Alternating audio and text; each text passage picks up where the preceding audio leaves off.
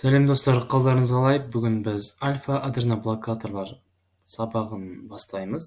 Біз алдында альфа-адреnomимetiктер тақырыбын талдаған болатынбыз. Бұл тақырып соған ұқсас. Яғни бұл жерде бастысы симпатика, парасимпатиканы жақсы білу керек. Менің инстаграм каналыма тіркеліп кетіңіздер. Осы инстаграм каналымда да мен осы фармакологиядан курстар жасап жатырмын. Тегін ақпараттардың бәрін осы инстаграм каналымда бөлісетін боламын. Енді альфа-адреноблокаторлар бізде енді тағы да бета-адреноблокаторлар деген жеке тақырып болады.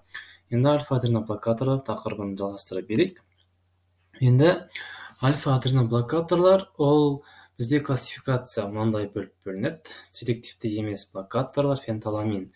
Бұл альфаға да альфа-1, одан кейін альфа-2-ге де әсер ететін фенталамин. Екеуіне де әсер ете береді. Енді тек альфа-1-ді ғана тежейтіндер ол 2-ге бөлінеді.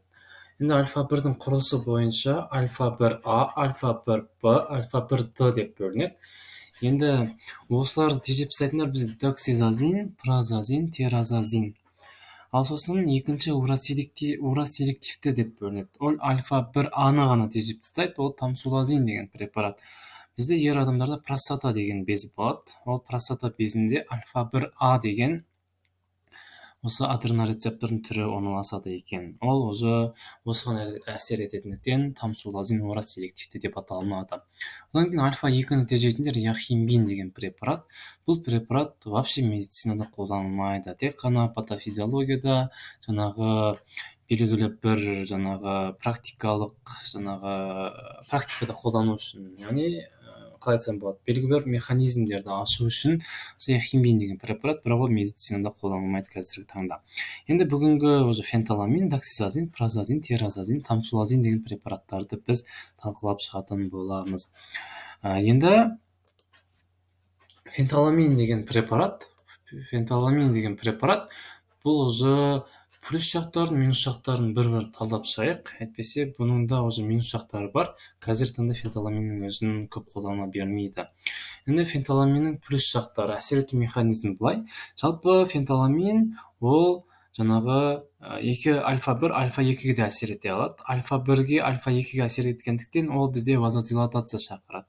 Вазодилатация дегеніміз ол қан тамыры ашылады. Қан тамыры ашылғаннан кейін ОПСС төмендейді. Шеткері қарсыластық төмендегендіктен бізде қан тамыры ашылады. Сосын бізде не болады? Давление түседі екен. Бұл біз күткен эффект. Осылай, міне альфа-1, альфа-2 фенталамин альфа-адреноблокатор давление түсіреді деп айтамыз. Енді тағы да минус жақтары бар оның. Қалай айтсам болады? Ол минус жақтары мынандай. Бізде енді альфа-2 тек қана қан тамырында ғана орналаспайды ғой. Ол бізде нейронда да, пресинапс аймақта да орналасады. Енді ол пресинапс аймақта орналасып, альфа-2-ның қызметі мынандай. Адреномимetiктер тақырыбынан толық айтқан болатын осы механизмдерді.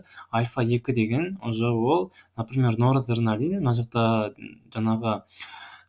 везикулаға деполанып тұрады ғой. Одан кейін ол бері қарай шығады.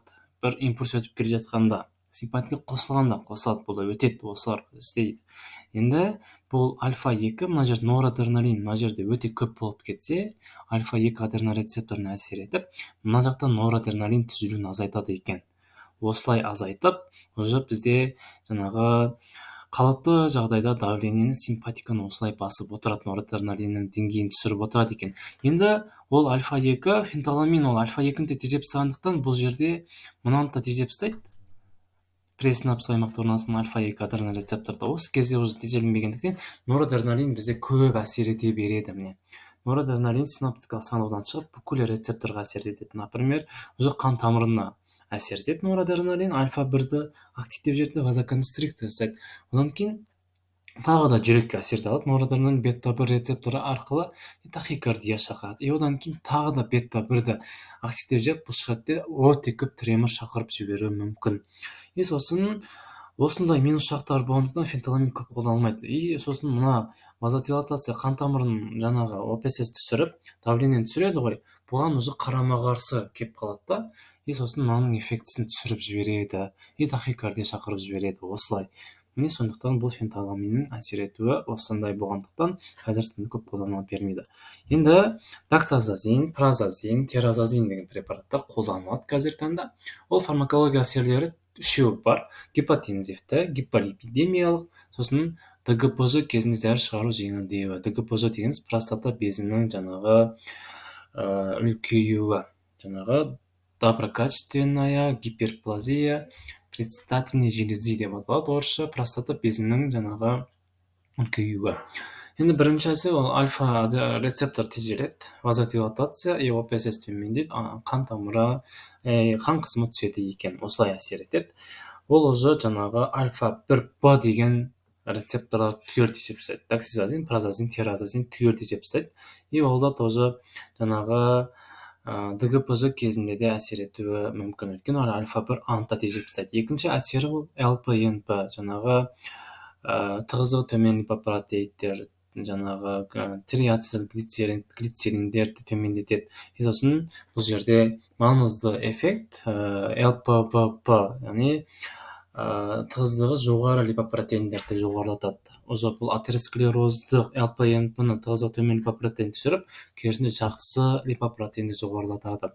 Үшінші әсері ол альфа 1А рецепторлар көбіне простата безінде көп орналасады. Сондықтан ол дгпж кезінде, гиперплазия болып жатқан кезде ол зәр шығаруды жеңілдетеді екен. Осылай әсер етеді.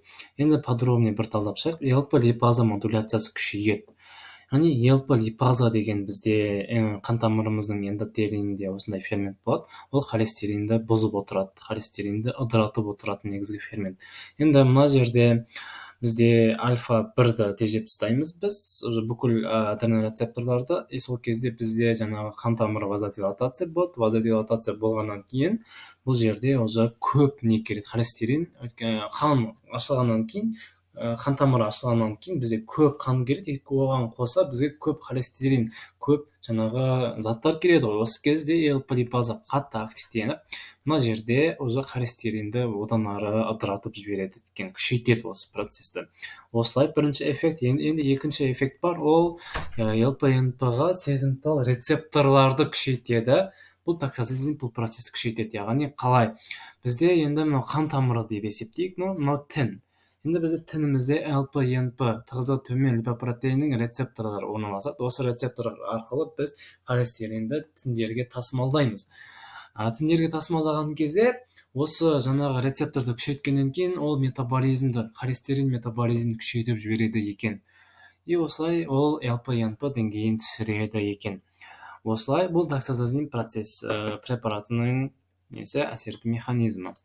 Енді бізде жанама әсерлері бар. Жанама әсерлері ортостатикалық гипотензия. Яғни, например, ортостатикалық гипотензия дегеніміз, например, төсекте жатып, қайтадан сразу тұра салған кезде басың айналып кетеді, сол ортостатикалық давление деп аталады. Сол ортостатикалық гипотензия не істеп кетуі мүмкін? Төмендейді. Бұл жанама әсерді болдырмау үшін біз дозаны титрлау керек. Аз-аздан бастап тағайындаймыз, аз-аздан азайтамыз. Ең бірінші 1 миллиграмм, 2 миллиграмм, 5 миллиграмм, 20 миллиграмм, сосын ары қарай қайтадан төмендетеміз, 15 деп. Солай біз осы жанама әсерден қашады екенбіз. Екінші жанама әсер бас айналу, бас ауыру, қан қысымы түскендіктен болады. Осындай жанама әсері бар. Сосын рефлекторлы тахикардия, барорецепторлар қосуынан. Барорецепторлар не үшін қосады? Бұл жерде вазодилатация болғандықтан бірден барады, уже біздің организм сондай, яғни мына жерде қан қысымы түсіп жатыр деп айтты, сосын қан қысымын уже ағзамыз өзі-ақ көтергісі келеді, ЧСС-ті көтереді, ол уже рефлекторлы тахикардия деп аталады. Ретроградты эякуляция, простата безіндегі альфа рецепторлар тежелуінен. Ретроградты эякуляция дегеніміз, ол сперманың қуыққа қарай кетіп қалуы, сол айтады, ол ер адамдарда ғана болғандықтан бұл осы жанама әсер болады екен. Енді тамсулазин деген препаратты талдап жіберейік. Ар жағында мен тағы да екінші бөлімде бүкіл препараттарды талдайтын боламын жеке-жеке. Альфа адреноблокатор, альфа адренорецептор блокаторы, ДГПЖ-ның симптоматикалық емі үшін қолданылады. Тегіс бұлшықеттерде орналасқан альфа 1А адренорецепторлар тежейді, простатаның қуық мойнына уретраның простатикалық бөліміне әсер етеді. Нәтижесінде тегіс бұлшықеттер тонусы төмендейді. Солай зәр шығару жеңілдейді екен. Одновременно ДЖЛП-ның обструкциялық және тітіркендірік симптомдары азаяды.